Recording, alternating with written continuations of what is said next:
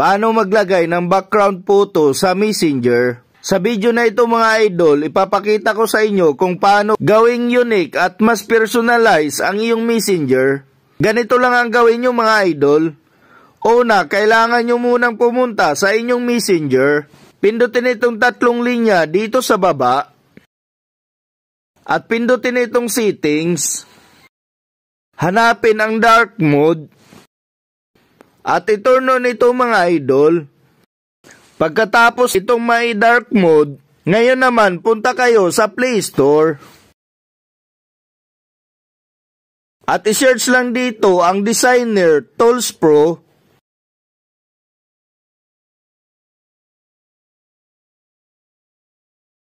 Then i-install.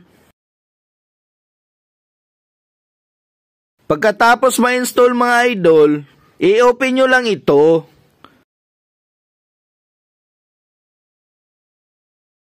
Pag dito na kayo sa Designer Tools app, pindutin itong Mock-up Overlay dito sa baba. Pindutin itong Portrait Size. Pagkatapos pumili ng picture na gusto nyong gawing background photo ng inyong Messenger, at pag nakapili na kayo mga idol, itagil on itong Mock-up Overlay. Sunod, pumunta sa settings para i-adjust ang opacity. Pag nagawa nyo na itong mga idol, open nyo na ulit ang inyong Messenger. Pag medyo malabo ang text or message at hindi ganong mabasa, maaari nyo i-adjust muli ang opacity ng inyong picture doon sa Designer Tools hanggang maging okay na ito. Ganito ang itsura niya mga idol.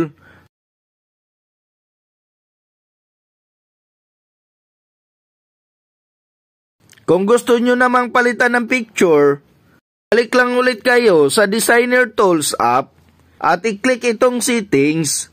Pindutin itong Reset Mock-ups. Pindutin nyo na ulit itong Portrait Size para makapili ng bagong picture na ipapalit nyo. Same steps lang ulit mga idol. Pumunta sa settings para ma-adjust ang opacity.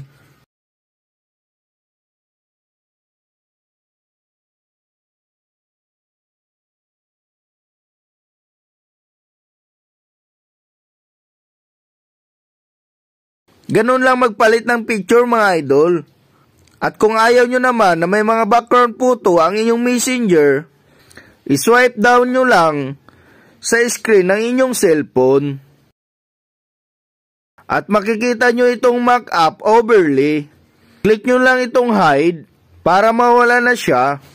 At kung gusto nyo na ulit ibalik ang background, i-swipe down ulit at i-click ang show.